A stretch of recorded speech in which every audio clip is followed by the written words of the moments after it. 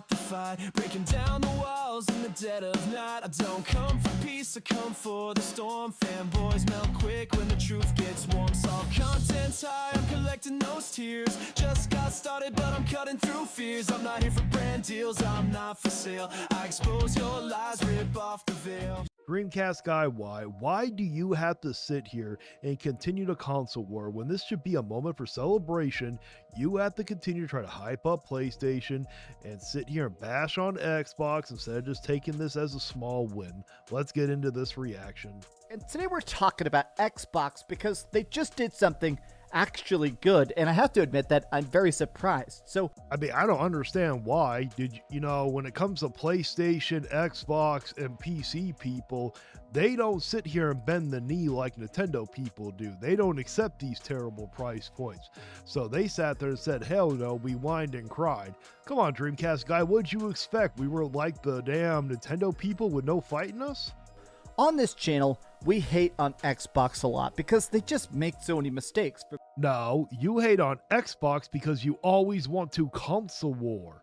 Because Sony is your favorite piece of plastic, and even though Sony isn't even giving you any games really at all, maybe one a year if you're lucky, but somehow you still want to continue the console war. How is it that this video is supposed to be about Microsoft doing something good for us by lowering the price, even though I think they should lower it down even more for having the audacity to even try to charge us $80 in the first place, but you still somehow find a win to sit here and continue console warring. From their bad release schedule to the fact that they literally cancel more games than they put out. You do realize that PlayStation canceled more games, right? They canceled 7 live service game. Microsoft only canceled 3. And what do you mean they're pathetic scheduling? At least they've released games this year. What have you guys released? Sony hasn't released a single game yet. Just in general, it feels like Xbox as a brand, it's obviously dead. But something they did this year that was so bafflingly stupid. Maybe as a console they might be dead, but the Xbox brand is still gonna live on. They own too many studios. They're making too many games. Call of Duty alone can keep the Xbox name going. You have no idea what you're talking about. Is they officially announced, Microsoft's Gaming put out a statement that said, going forward, all games are going to be $80 a pop. So even if you buy it, that is the only smart thing you said so far in this whole damn video. I agree that it was completely stupid and ridiculous that they actually thought that they could charge $80 for those games. You got to understand here, Xbox, the fans when it comes to Xbox, PC, and Sony, we don't sit here and bend the knee and get blown out like a lot of Nintendo people do. We're a different breed. We're built different than they are.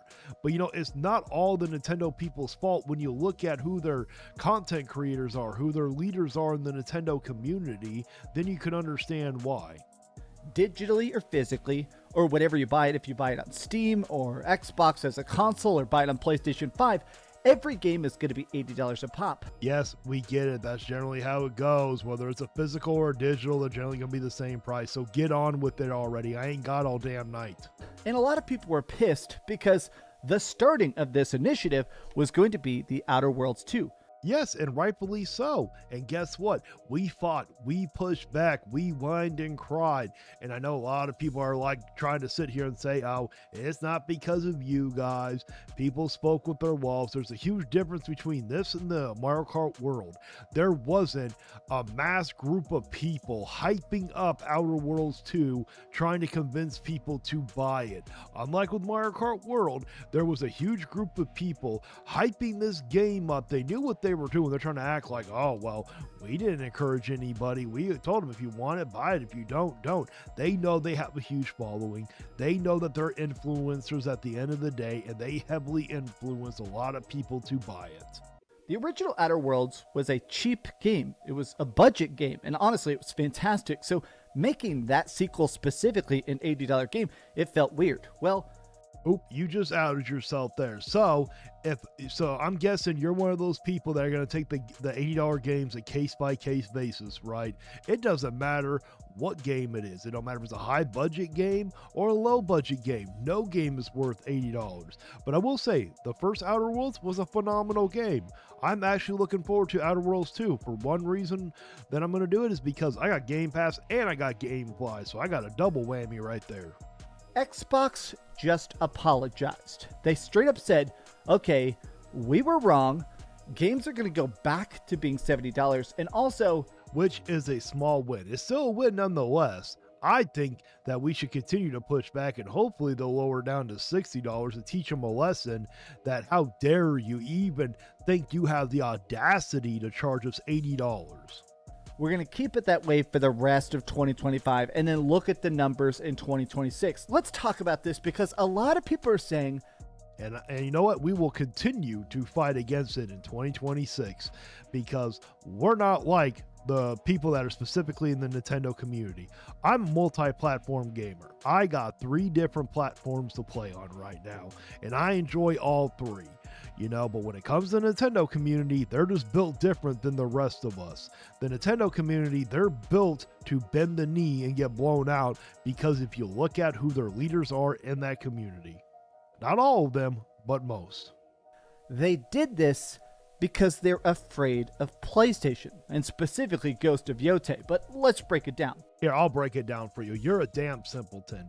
They're not afraid of PlayStation. They did that because we sat here and spoke out against it. We whined and cried about it, and then we spoke with our wallets. The most likely the pre-orders were very low, and they're like, oh shit, we need to change course right now. We made a mistake. It had nothing to do with Ghost of Yotei. I guarantee you if Sony came out with an $80 game also for Ghost of Yotei, people would have done the same damn thing. At least I hope they would have. I really hope the Sony community isn't like Nintendo people. I have to say, I have been covering games full-time for 10 years now, and I do not know a single time where I've ever seen them announce the price of a game and then lower it afterwards. Honestly, I don't think I have either, and this is why this is a win. A small win, because $70 is still a pretty high price point for games. I actually want games to go back down to $60, but I have said I have accepted the $70 price point, and and those types I will take by a case-by-case basis. For me to ever recommend a $70 game, it has to go through a set criteria. I am very strict with my reviews. They basically said, okay, we've got your SOS about the pricing. We realize this was a mistake. And I see stuff like this.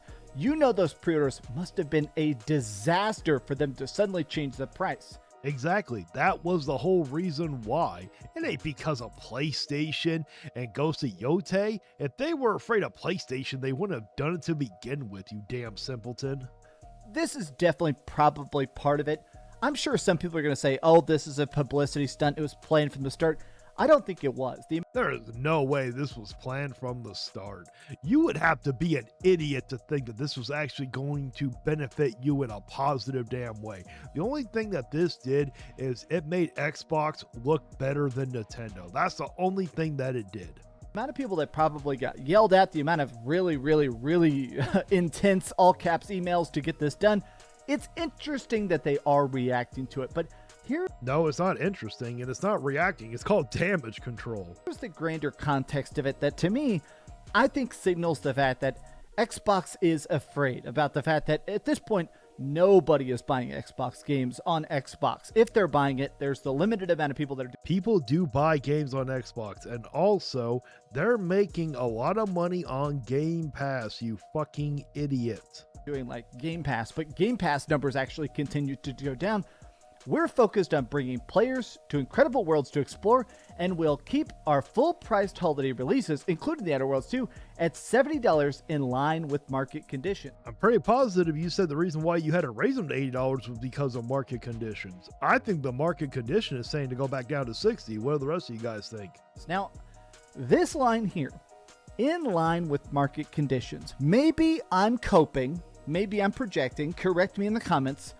To me, this sounds like they're saying when PlayStation raises their prices, we'll raise our prices. Because Oh, you are always coping and seething. Let's not forget that last part there, Dreamcast guy. But no, that is not what they are saying. When they are saying that, it's because the pre-orders were too low.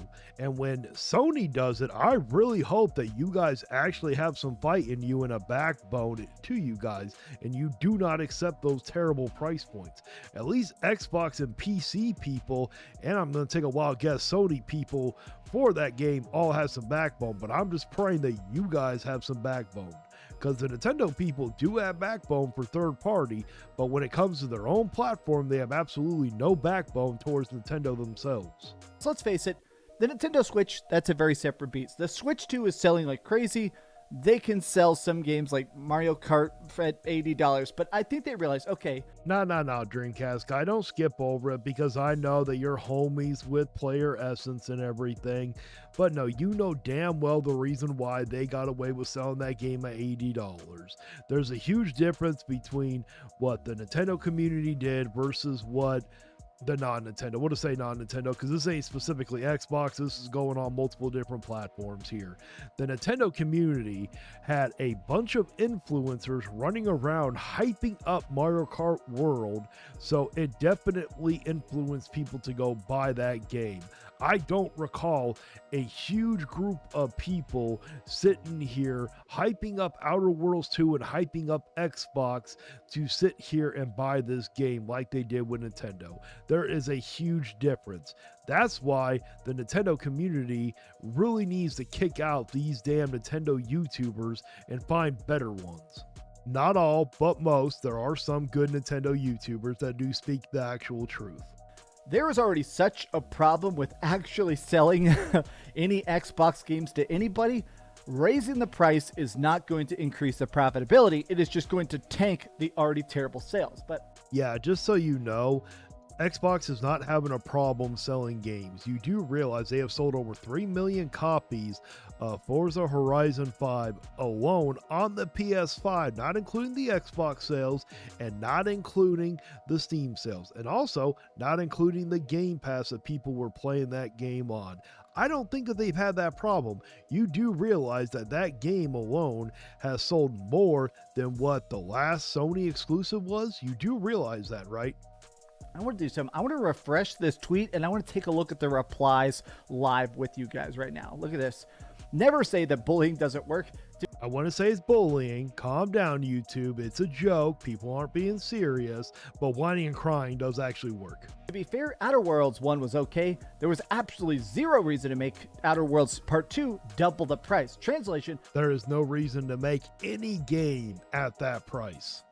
Now, I have seen some talk about the fact that with Xbox, obviously their big push is Game Pass. They want you to get Game Pass. They like you to buy games, but they're also in a spot where they're like, okay, we want you to get Game Pass more than anything else. And I have seen the theory that it's because Game Pass is a phenomenal service.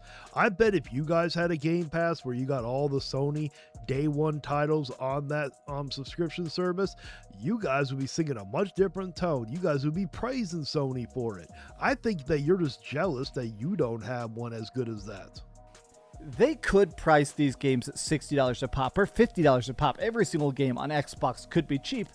Every game on PlayStation can be cheap also. But they purposely make them expensive so you'll get Game Pass. This is basically a 10-dimensional chess move that's just not working out. That basically the high ideas. You know, I wondered if that was the reason why, but if that was the whole point of doing that, then they would not have lowered the price to begin with. Okay, if the games are so expensive, you'll think, okay, this one game costs as much as a year of Game Pass. So let me get Game Pass instead of actually buying games. What are you talking about? It doesn't cost, that one game isn't a year of Game Pass. Are you a freaking idiot? Do you not know basic math? I think the cheapest one is like $13.99 a month. But I think now it's at a point where people aren't getting Game Pass and they're also not getting the game. So at this point, you might as well make the games cheap because nobody's getting Game Pass, right?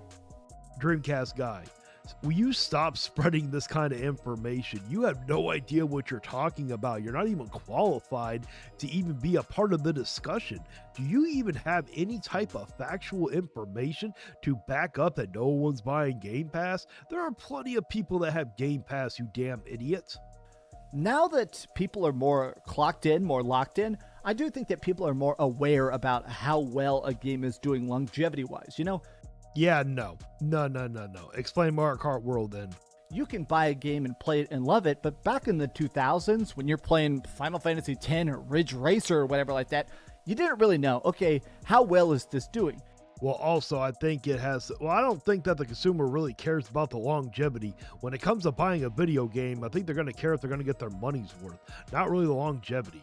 Am I going to get another one of these? Is there going to be a sequel? But now, in the age of the internet and with publicly disclosed data, people are able to better understand how something is doing. Okay, you know what? It could be me, but I think either that or I'm just misunderstanding what he's trying to say. But I'm pretty positive, unless it's a live service game, most consumers are not going to care about the longevity. They're going to care if the product that they want to buy is worth their money in the first place. And right now, all Xbox games are just selling abysmally bad. So now, Forza Horizon 5 says otherwise, outselling your exclusives actually. even when a game does come out, even when it does get high review scores, people are like, okay, how long until this studio closes? How long until the next wave of layoffs, right? I watch so much gaming content to figure out if I'm going to react to it or not. You are the only person I have ever heard wonder about that kind of stuff. I have never heard a regular person or even another YouTuber say, oh, I wonder about any of all that stuff you just talked about. What are you talking about?